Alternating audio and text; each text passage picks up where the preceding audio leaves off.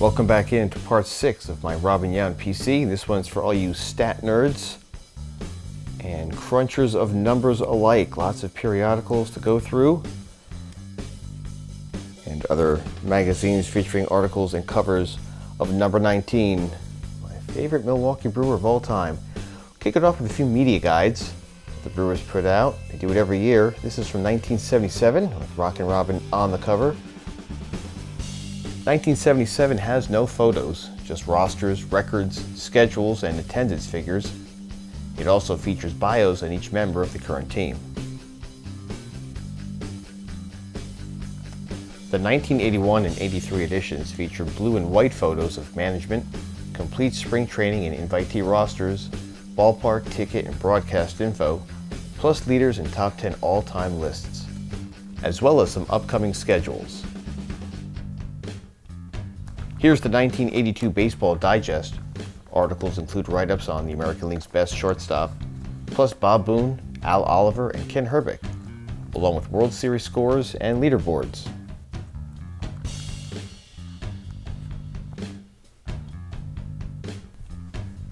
Robin Yount made the cover of Sports Illustrated just twice, and his two covers were released within 2 weeks of one another.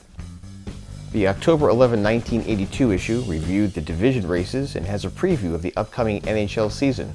And yes, they did pick the Islanders to win another cup. The October 25th issue is a recap of the first 5 World Series games, leaving off with the Brew Crew up 3-2. Other articles mentioned college football, Jim Thorpe, and camouflage for hunting. How far we've come, or maybe how far SI has fallen. Here's the official 1982 World Series program, where the Brewers won games 1, 4, and 5 before losing in 7. The program shows past World Series highlights and a nod to each of the 4 division winners in 1982.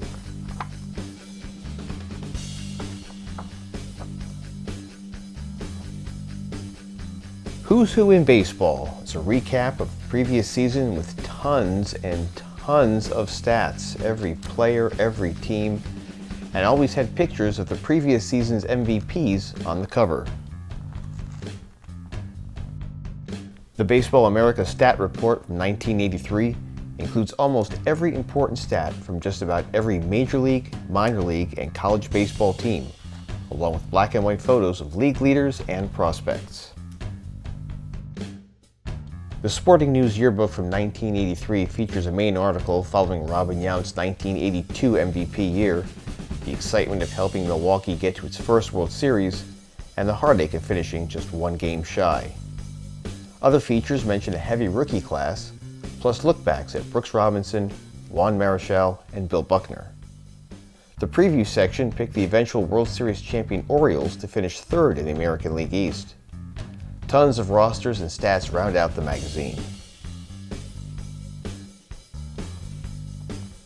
This is the Street and Smith official yearbook from 1983, which recaps the previous college and pro seasons, mentions record setters, award winners, and gives the upcoming year's schedule.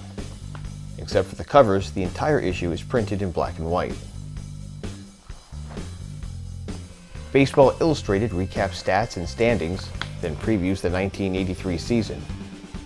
They picked the eventual National League champion Phillies to finish 3rd in the NL East.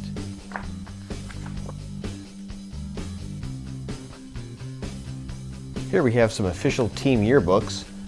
The 1981 version has single-page color photos of the stars, along with career stats, black and white photos of the rest of the squad, franchise history, TV schedule, and a look back to Robin picking up his 1,000th career hit.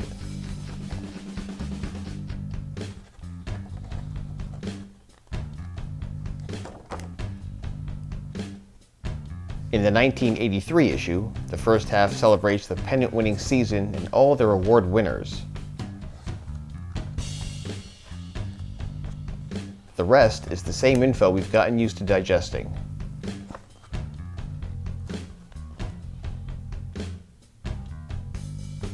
The 1986 yearbook shares the success of the Brewers' minor league affiliates.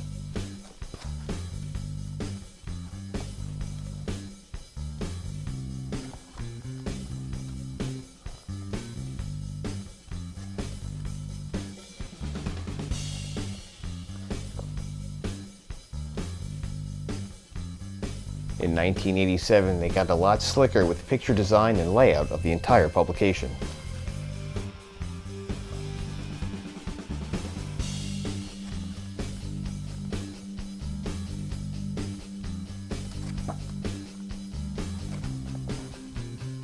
This 1987 game program is from the series in which the Brewers hosted the Tigers between June 29th and July 1st. It gives season-to-date performance info and stats, as well as the entire franchise roster, from the players to the front office. The main morsel is a card for you to keep score of the live game.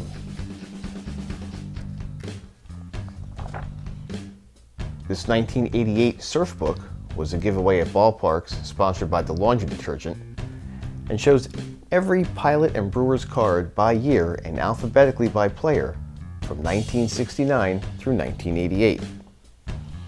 That one is sealed. I'll give you an example with its Mets version.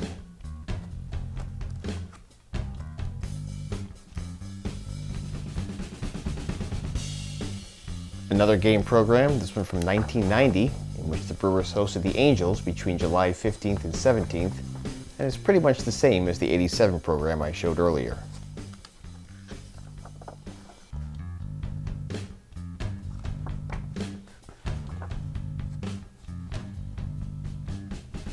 Here's the Beckett Monthly from March of 1990. There was no article about Robin, though he was listed number 21 on their monthly hot list. This issue, like many of the time, were just full of fluff pieces.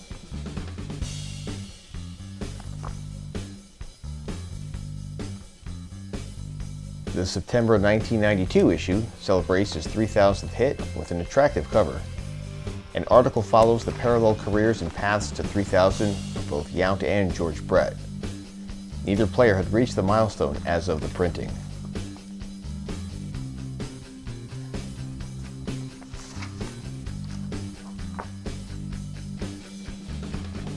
Here's the Baseball Cards magazine from September of 1990. It's your basic price guide, show schedule, and catalog of mail-order card shops. It features a quickie interview and checklist of Robin's cards through the first decade and a half of his career.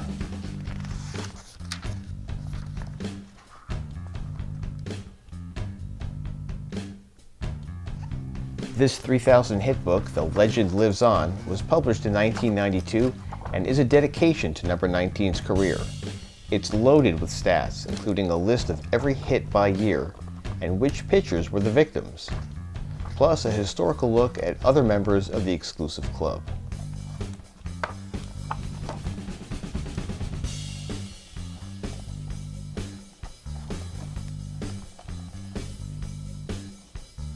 '93 Legends magazine comes in both hobby and newsstand covers. Other than the cover art and the inserts, the magazines are identical. Each comes with a panel of 9 cards featuring athletes from several sports. Same players, different colored borders. The featured article speaks of Robin's career and lead up to his eventual 3,000th hit.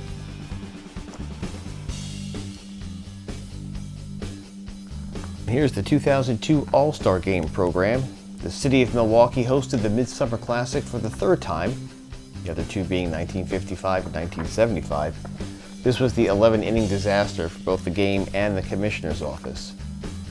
In between the myriad of ads lies the game's rosters, articles about the defensive players, scouting, some comedic tales, and stories which are, in reality, subtle commercials for Milwaukee tourism and the upcoming television broadcast of the game. That's all from the newsstand. Any questions that you might have regarding periodicals which weren't mentioned in further detail, please feel free to ask or comment below. Thanks for watching. Here's what's coming up in the next installment of my Robin Yount PC.